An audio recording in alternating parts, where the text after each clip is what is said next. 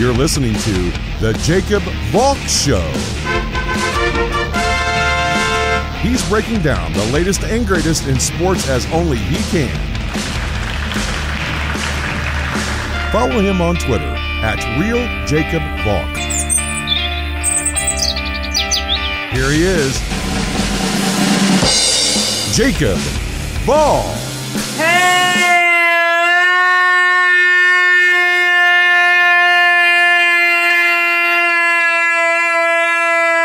Hello, sports fans! Welcome to another edition of the Jacob Valk Show. I am the Jacob Valk, and you are not. I gotta start with baseball. It's August 10th. There's nothing else that I could possibly start with, but I'm not gonna start with a game. I'll get to a game that I stayed up all night watching, but I'm not gonna start with it. I'm gonna start with the situation involving the Colorado Rockies fan. If you don't know the story, at the end of Sunday's Marlins-Rockies game, a fan sitting almost behind home plate was screaming a word that sounded like the N-word. People said that it was directed at Lewis Brinson. I mean, social media went nuts. You've got the clip being shared hundreds of times on Twitter. This guy's face is blown up. People are looking for him. There's a push to ban him from Coors Field.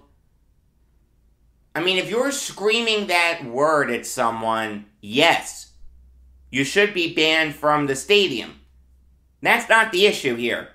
The issue is the day after. So, yesterday, it came out that he wasn't screaming the N-word. He was screaming for the Rockies mascot, Dinger. So this poor guy, thank God that we don't know his name, was dragged through the mud for 24 hours simply for wanting to take a picture with the Colorado Rockies mascot. This ticked me off to no end. If you're going to begrudge someone, you're going to put his face all over Twitter. You're going to accuse him of being a racist. I'm sure his friends and family recognized him. Maybe his coworkers did. Maybe his boss recognized him. Get the facts right. You're accusing this guy of being a racist, of screaming the N-word. Prominent people like Paul Severino and Adam Jones spoke out about it. You can't accuse someone of being a racist and screaming that word without absolutely 100% confidence that you're right. We're talking about a word that we heard over the television. You had people sitting near him saying, "We didn't hear anything." He was screaming Dinger. Not that other word. A terrible word. I cringe when I hear it, let me tell you. If I'm watching Do the Right Thing, Django Unchained, or I'm playing Grand Theft Auto 5, I cringe when I hear that word. I'll be honest with you. It's a terrible word. There's a funny Simpsons episode where Homer spills coffee on Kent Brockman's lap. And Brockman screams on live TV that hurt like an MF. Afterwards, Brockman apologizes and says that word should only be said by Satan on the toilet. I don't even think that's an acceptable circumstance for the N-word to be uttered. I mean, we live in a society where if that word is said even once by someone, that person's career is over. That's how derogatory the word is. I'm not saying that that's wrong. I'm just saying that's the impact that saying that word can have. It can result in your life being changed forever. If you're going to accuse someone of saying that word, make sure that you have it right. It's important to expose racism when you experience it. There's no question about that. And I don't think that the people who were going nuts over what happened here had malice in their heart. They wanted to expose a racist and make sure that he can never step foot in Coors Field again. I think we can all agree that if someone says that word, he shouldn't be allowed in Coors Field, Yankee Stadium, Citi Field, whatever ballpark the slur is uttered in. In fact, if you wanted to ban him from all Major League Baseball stadiums, go for it. You want to ban him from all stadiums? I'm fine with that. The thing is, though, you need to be so blasted sure before you accuse someone of saying that word. There are very few things on this earth that I hate more than false accusations. We've all been falsely accused of something at least once. I'm no exception to that rule. We all know how damaging that can be. Did you ever see Richard Jewell? The Clint Eastwood movie? That guy was a hero, was falsely accused of perpetrating the 96 Olympic bombing in Atlanta and was mercilessly vilified. Even after he was exonerated, there were still people who thought he was guilty. Before you make that leap of accusing someone of something, you need to be 100% sure. And here's the other thing. False accusations don't just hurt the person that you're accusing. They hurt all legitimate victims. I don't think there's any question from anyone that we need to remove racism from this country. The same thing holds for sexual misconduct. Thank God that Governor Cuomo finally resigned. He'll be out of office in 2 weeks. Couldn't come soon enough. The fight to remove racism and sexual misconduct is so important that you really can't afford a misstep. It's a very fragile movement. So if there's a false accusation of racism or a false accusation of sexual misconduct, it's very easy to say, well, wait a minute. Look at what happened here, here, here, and here. There's nothing we can do. So that leaves the racist unchecked. That leaves the sexual predator unchecked. And he's free to go on with his conduct. Quite honestly, the reason why I didn't talk about this yesterday was because I wanted to be sure that I got the facts right. Why do I have more journalistic integrity than seemingly the vast majority of people? If you're that person who screams racist, racist, racist at the drop of a hat, you're playing with fire. Because you can ruin an innocent man's life, and you can set back the push to remove racism from this country.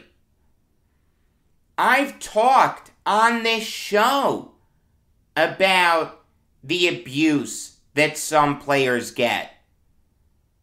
Guys like Trae Young, Kyrie Irving, Russell Westbrook, Alex Verdugo. It's wrong. What happened to them was wrong. There's no question that Lewis Brinson should never be called that word. You want to say he sucks? You want to criticize his play? Okay. If you pay for a ticket, that's your right. Booing him is fine. No one has a problem with that. But he should never be called the N-word. You should never scream that at a black baseball player, or a black hockey player, a black football player, a black basketball player, etc., etc. But by going after an innocent man, you're distracting from the big issues here. Again, no one is saying that we shouldn't remove racism. Of course we should. There is systemic racism in this country and it needs to be removed. No question about that. Anyone who says otherwise is just plain wrong. And that's the nicest way I can say that.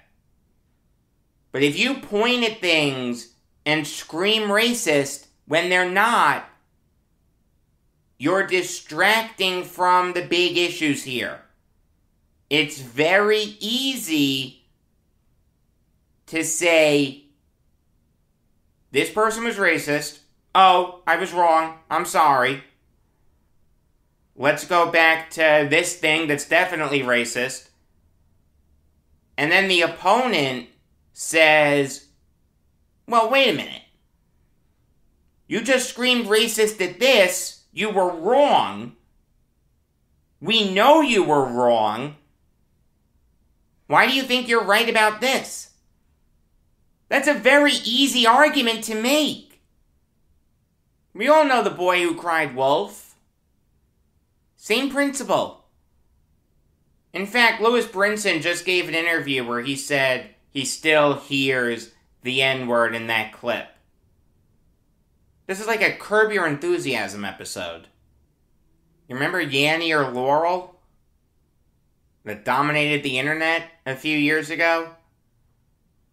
That's what this is reminding me of. There's nothing there! See, now that the accusation is thrown out, people are still gonna think he's racist. This is Richard Jewell all over again. It's sickening. This poor guy had great seats for a Rockies game. Probably doesn't get to the ballpark a lot. Saw the Rockies mascot, whose name happens to sound like the N-word, and just wanted a picture with him. And now he's still being called a racist. If that doesn't upset you, you are part of the problem. You should be absolutely ashamed of yourself. There is no question that the victims of racism, sexual misconduct, anything along those lines, deserve to be heard, and they deserve justice. But so do the people who have been falsely accused of things. I hope that this guy, whatever his name is, sues the Rockies, sues Major League Baseball, sues anyone he can think of for these false accusations. I hope he wins. This is an absolutely disgusting situation. Makes me sick to my stomach. Alright, I'm done talking about this for now. Let's move on to one of the craziest games in, I was gonna say recent memory, but I'm gonna make the argument in baseball history. That, of course, is Yankees-Royals. Yes, I stayed up for the whole game. Yes, I was happy to do it. But if you're going to stay up for that game, a game that was over after 1 o'clock Eastern Time, you want to see your team win. Like, I would have had a tough time falling asleep last night if the Yankees had lost that game.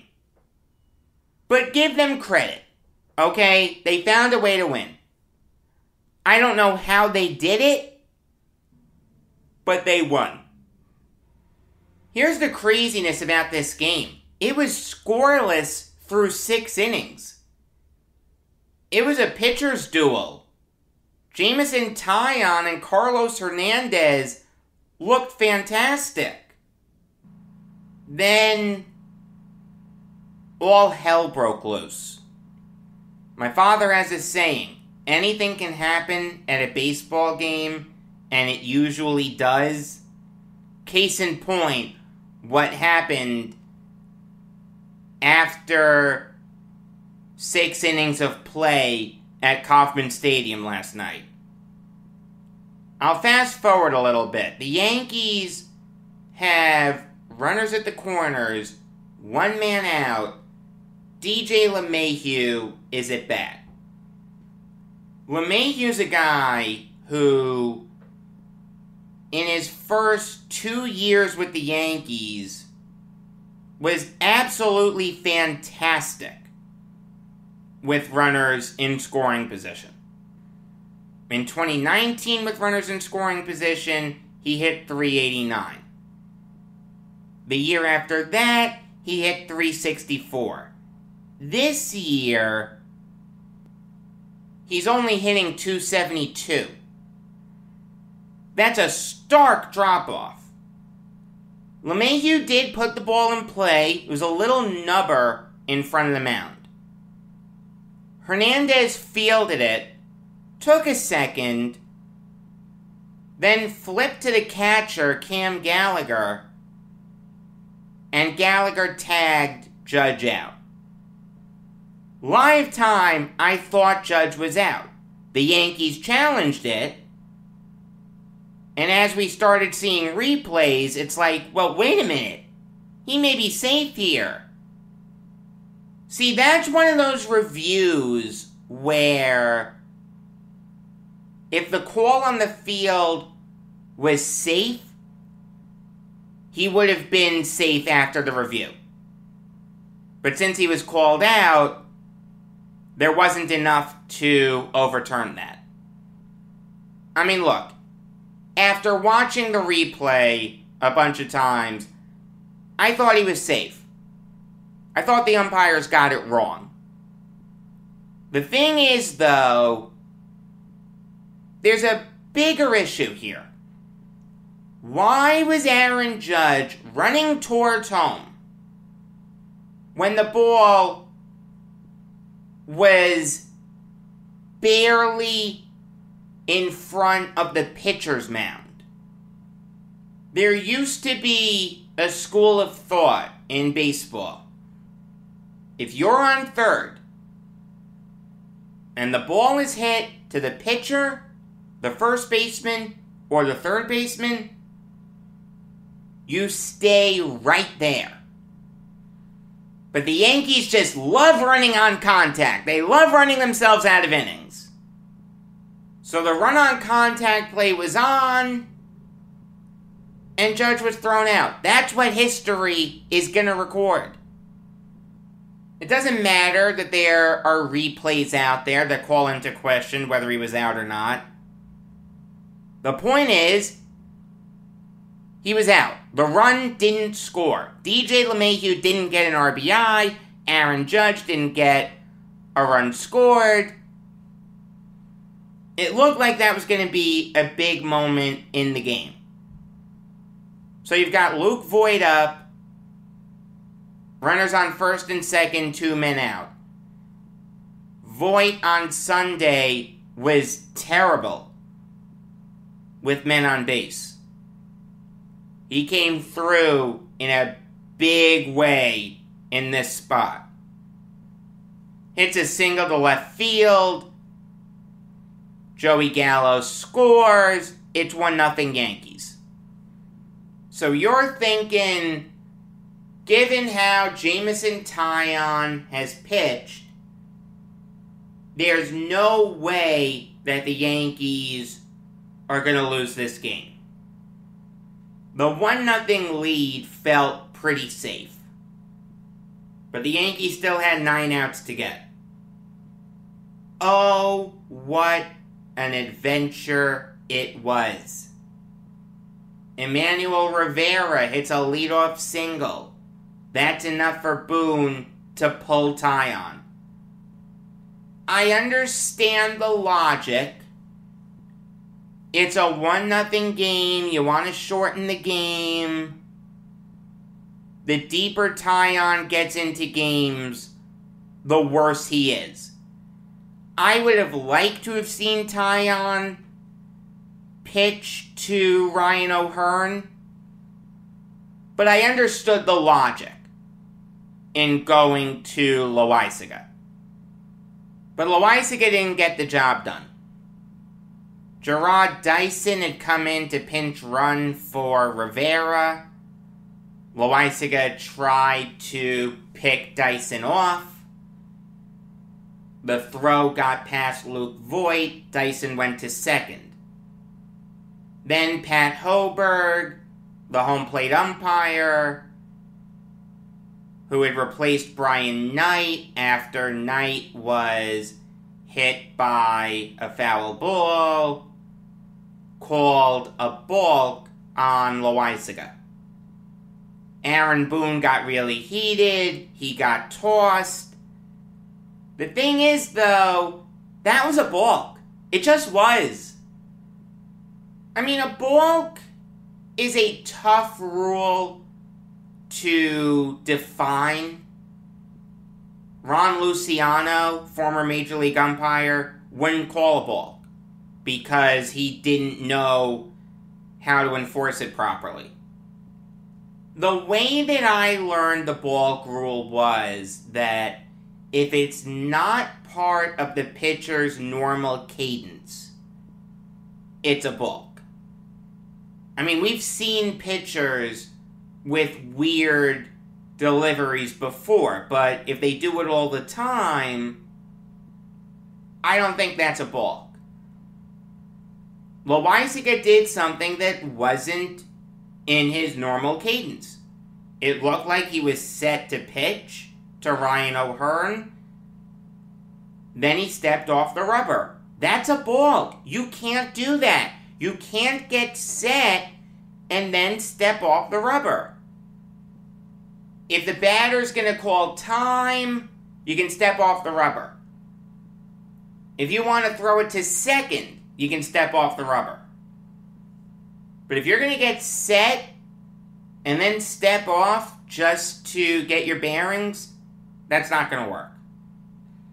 So just to be clear, Dyson got from first to third without O'Hearn putting the ball in play. When O'Hearn finally put the ball in play, it was a sac fly to Judge.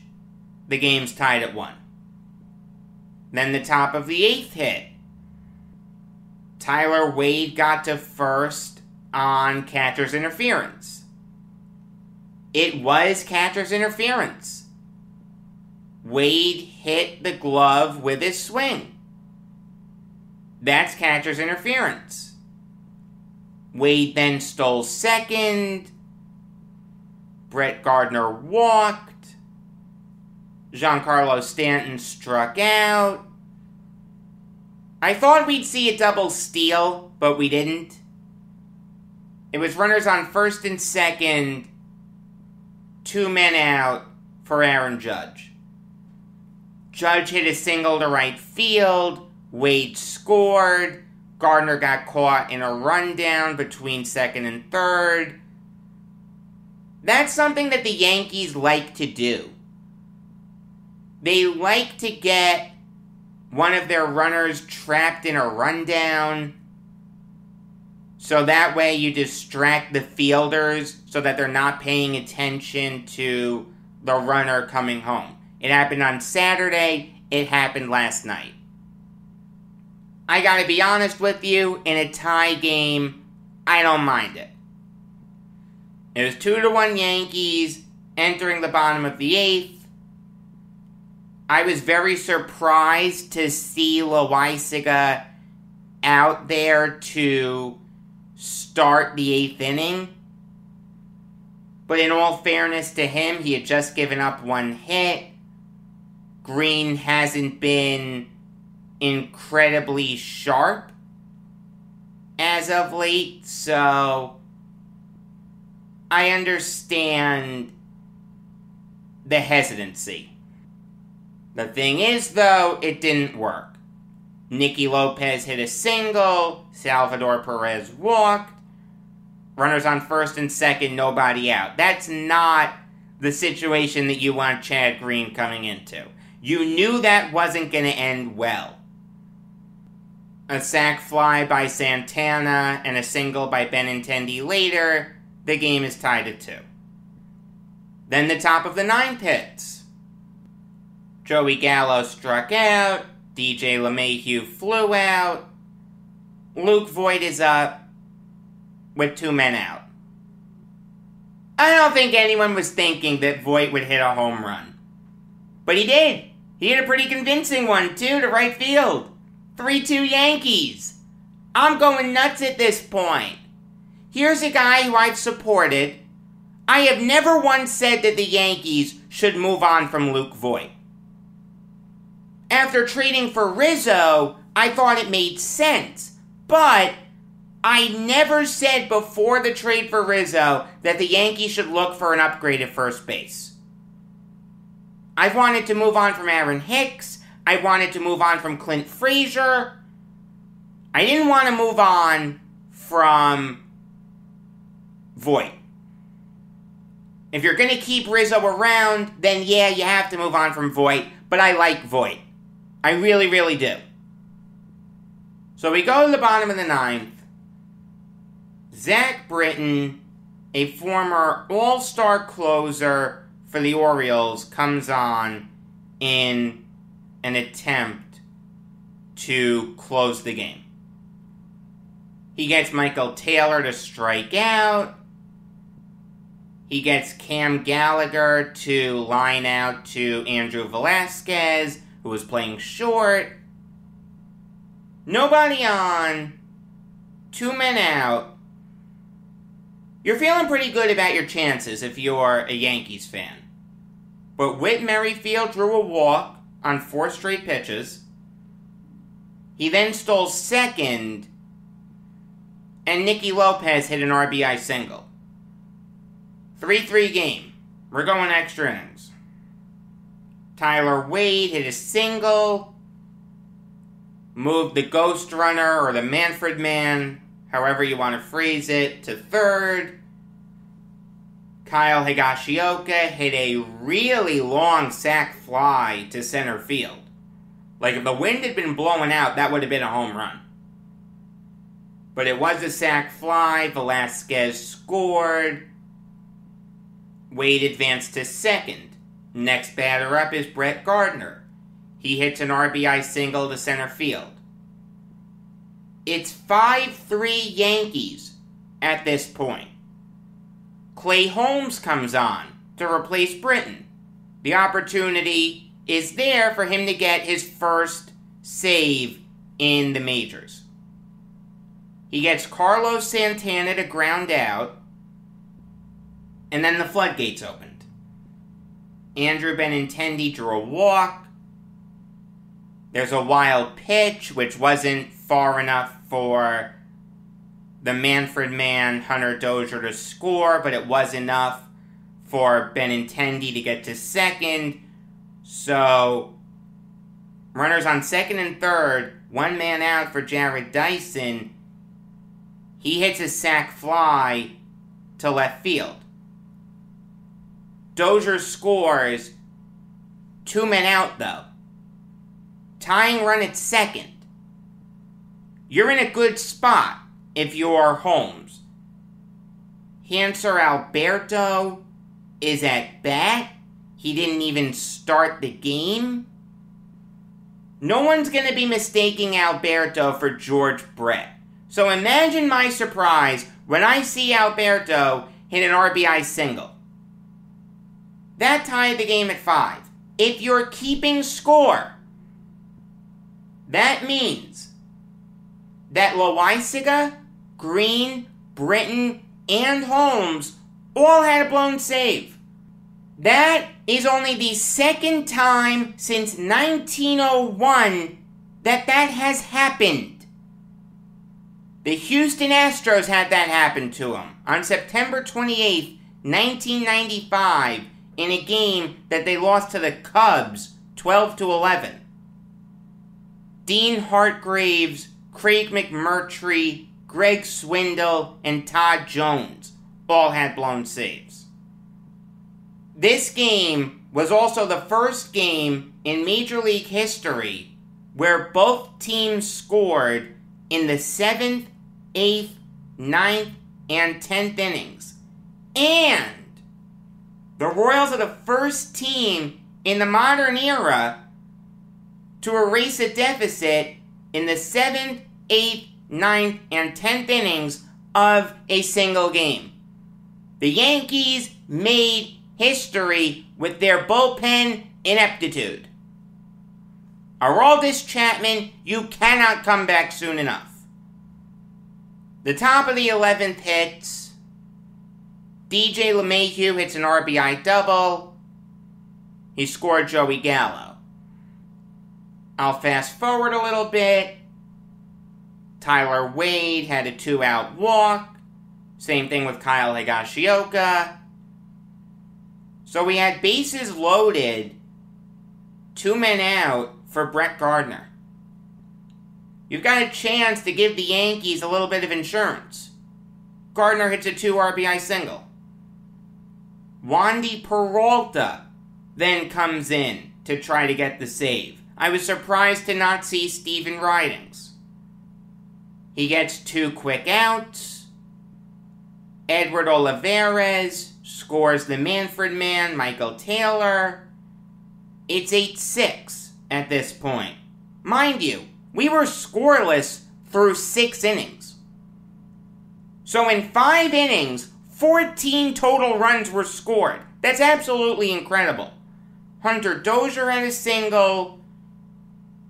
So the winning run was at bat. The tying run was on base.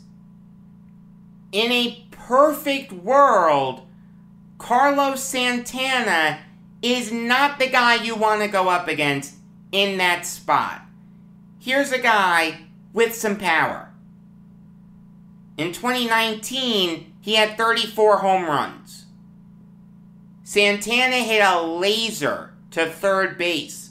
Rougned Odor, who is not a natural third baseman, leaps up, makes the catch, and wins the game for the Yankees. Let me tell you, Sabermetricians will tell you that there is no such thing as clutch. BS. Rougned Odor is a clutch player. I am really starting to like him. I understand that he's hitting just .224. But you know what? Most of those hits are in big spots. When you really need him to come through, he comes through. So the Yankees won an absolutely topsy-turvy game, an infuriating game, a crazy game, an exciting game, whatever adjective you want to use, it's applicable to yesterday's game. Hopefully tonight, the Yankees can win a little more comfortably.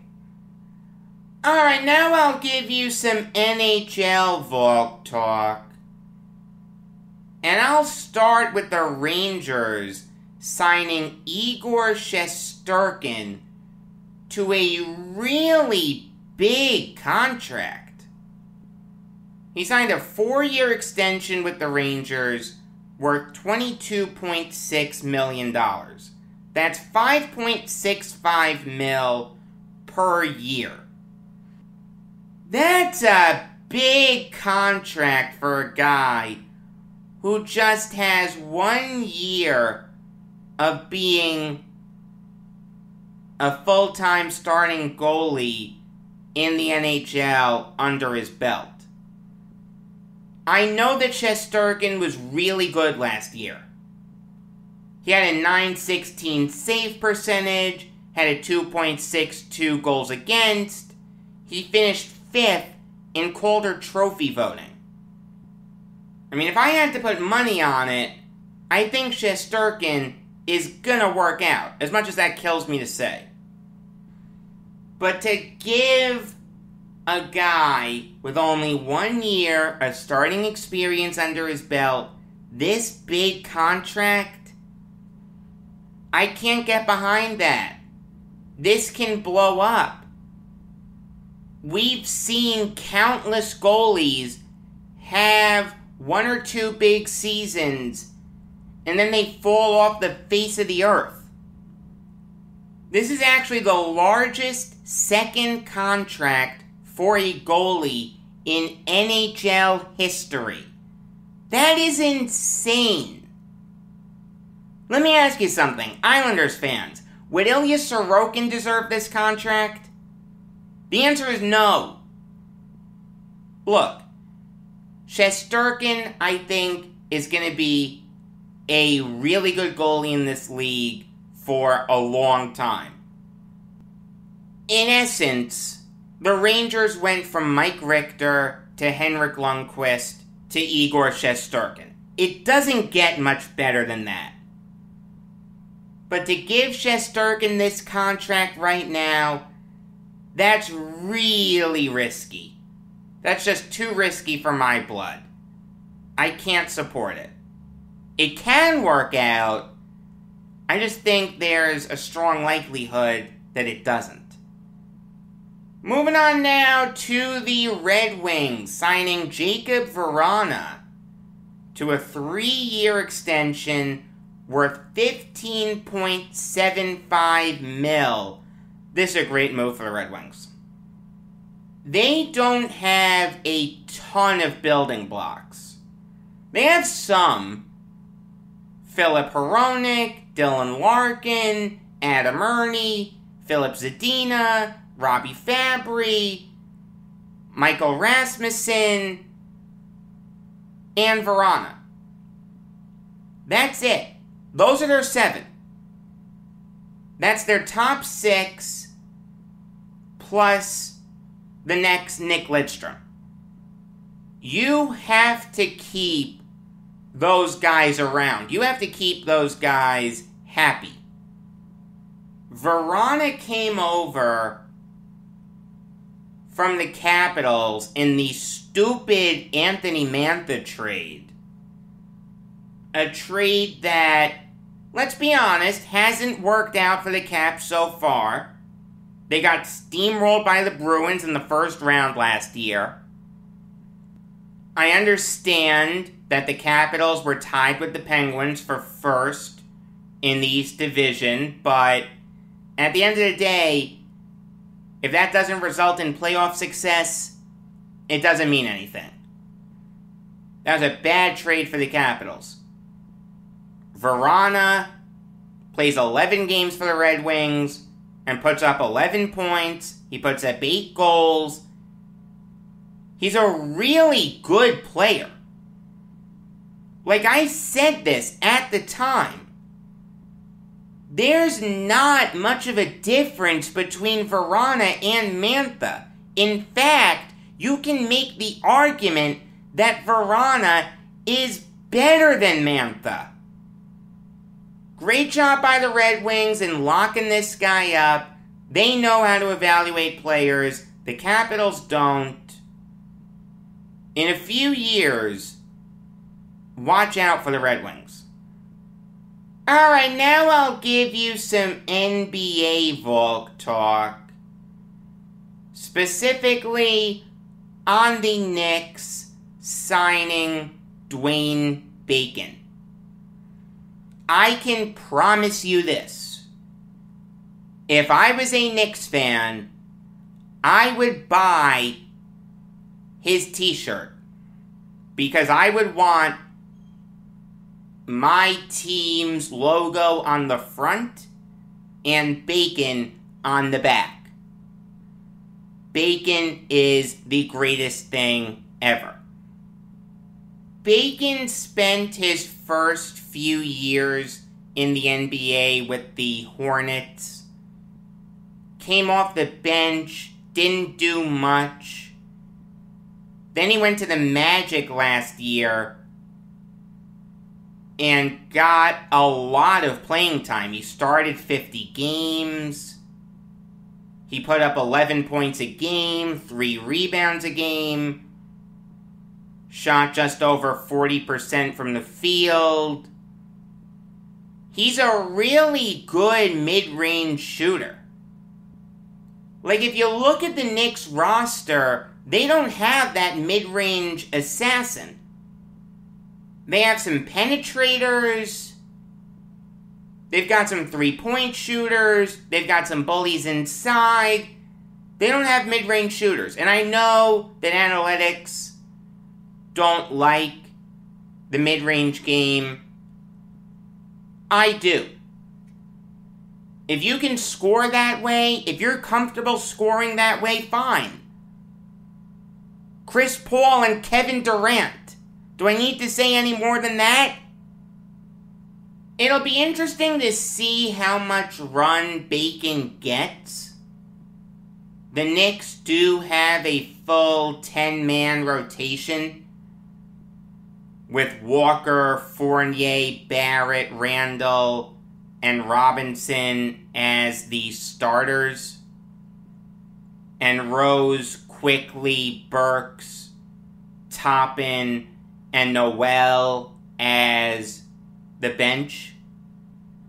And if Robinson gets hurt again, they brought back Taj Gibson.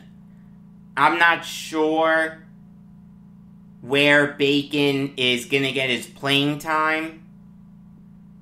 I'll say this, the Knicks just drafted a shooting guard in Quentin Grimes. Now you're signing another shooting guard in Bacon. If you wanted a third-string shooting guard, why wouldn't you have it be Grimes? Why did you need Bacon? You want to tell me you can move Bacon over to the 3? Okay, I don't mind that. But just to be clear, we're now giving up on Kevin Knox entirely? There's no hope for him? He's going to turn 22 tomorrow. I think there's still some potential there. I don't think he'll ever be great, but I think he can turn into a solid player. I'm a little confused about the fit, but I think Bacon's a decent player, and again, If I was a Knicks fan, I'd buy his t-shirt. Until tomorrow, I'm Jacob Valk, and always remember, if you disagree with me, you're wrong.